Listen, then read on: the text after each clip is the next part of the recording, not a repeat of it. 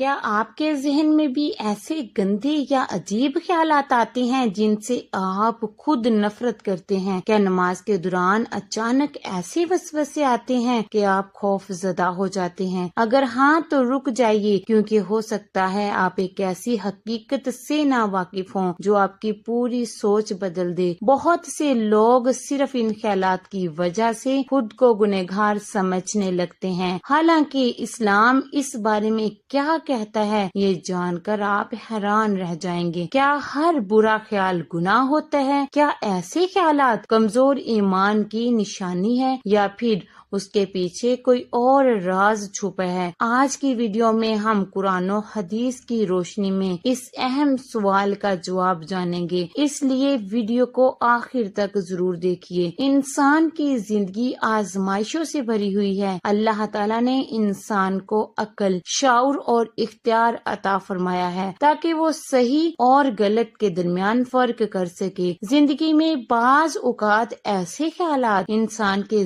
ذہن میں آ جاتے ہیں جنہیں وہ خود بھی پسند نہیں کرتا، خاص طور پر نفسانی یا غیر ضروری خیالات بعض لوگوں کو پریشان کر دیتے ہیں اور وہ یہ سمجھنے لگتے ہیں کہ شاید ان کے ایمان میں کوئی کمی آ گئی ہے۔ حقیقت یہ ہے کہ انسان کا ذہن ہر وقت متحرک رہتا ہے۔ روزمرہ کے واقعات، دیکھی ہوئی چیزیں، سنی ہوئی باتیں اور مختلف خواہشات مل کر ذہن میں بے شمار خیالات پیدا کرتی ہیں۔ ان میں سے بعض اچھے ہوتے ہیں اور بعض ایسے جنہیں انسان ناپسند کرتا ہے۔ اصل امتحان خیالات کا آنا نہیں بلکہ ان کے ساتھ ہمارا رویہ ہوتا ہے۔ بعض لوگ جب نماز کے لیے کھڑے ہوتے ہیں تو انہیں محسوس ہوتا ہے کہ ان کا دل اور دماغ منتشر ہو رہا ہے۔ کبھی کاروبار یاد آ جاتا ہے، کبھی گھر کے مسائل اور کبھی ایسے خیالات جو عبادت کے دوران بالکل مناسب نہیں ہوتے۔ اس صورتحال میں انسان پریشان ہو جاتا ہے اور سوچتا ہے کہ شاید اس کی نماز قبول نہیں ہوگی۔ اسلام ہمیں یہ تعلیم دیتا ہے کہ نماز میں توجہ پیدا کرنے کی کوشش ضرور کریں، لیکن اگر غیر ارادی طور پر خیالات آ جائیں تو مایوس نہ ہوں۔ اللہ تعالیٰ بندے کی نیت اور کوشش کو دیکھتا ہے۔ جب بھی ذہن بھٹکے فوراً اپنی توجہ دوبارہ نماز کی طرف لے آئیں اور تلاوت کے الفاظ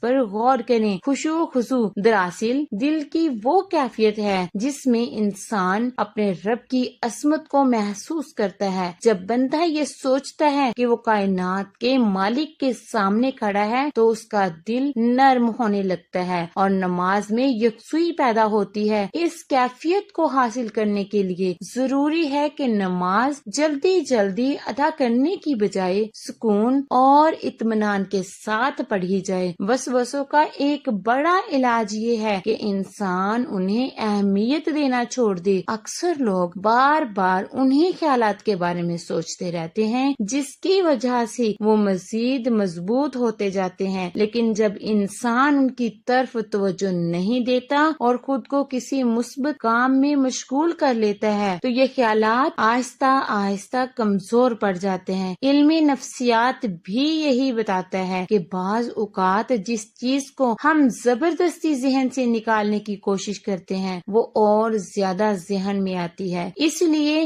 بہتر طریقہ یہی ہے کہ اپنے ذہن کو کسی فائدہ مند سرگرمی کی طرف منتقل کر دیا جائے۔ قرآن کی تلاوت، ذکر الہی، مطالعہ یا کوئی مثبت مشغلہ اس سلسلے میں بہت مددگار ثابت ہو سکتا ہے۔ اگر کسی شخص کے ذہن میں ایسے خیالات آتے ہیں جن سے وہ خود نفرت کرتا ہے تو اسے خوف زدہ ہونے کی ضرورت نہیں۔ اسلام کے مطابق انسان صرف ان خیالات کی وجہ سے گنہگار نہیں بنتا جو اس کے اختیار کے بغیر ذہن میں آ جائیں۔ گناہ اس وقت ہوتا ہے جب انسان جان بوجھ کر ان خیالات کو اختیار کرے یا ان پر عمل کرے۔ شیطان ہمیشہ کوشش کرتا ہے کہ انسان کو مایوسی، خوف اور بے چینی میں مبتلا کر دے۔ وہ چاہتا ہے کہ بندہ اپنی اپنے بارے میں بدگمان ہو جائے اور اللہ کی رحمت سے دور ہو جائے۔ لیکن ایک مومن جانتا ہے کہ اللہ تعالیٰ بے حد مہربان اور اپنے بندوں کی کمزوریوں کو خوب جانتا ہے، اس لیے جب بھی وسوسے آئیں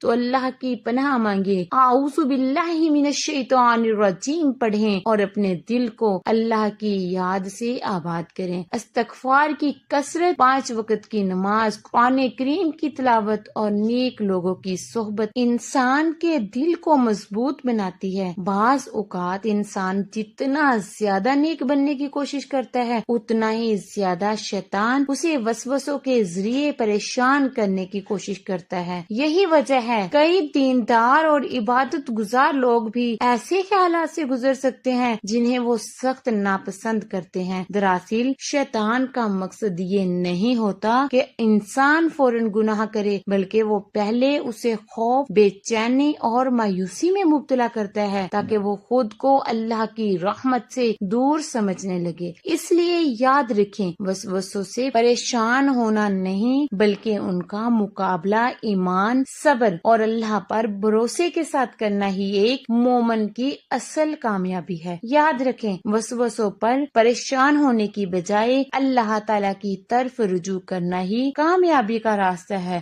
جو شخص مسلسل دعا کرتا ہے، اپنے رب سے مدد مانگتا ہے اور نیکی کی کوشش کرتا رہتا ہے، اللہ تعالیٰ اس کے دل کو سکون عطا فرماتا ہے۔ اللہ تعالیٰ ہم سب کو پاکیزہ خیالات، مضبوط ایمان، خشوع والی نماز اور شیطان کی وسوسوں سے حفاظت نصیب فرمائے۔ کمنٹ باکس میں آمین لکھیں، کیا پتا کس کی دعا کب قبول ہو جائے۔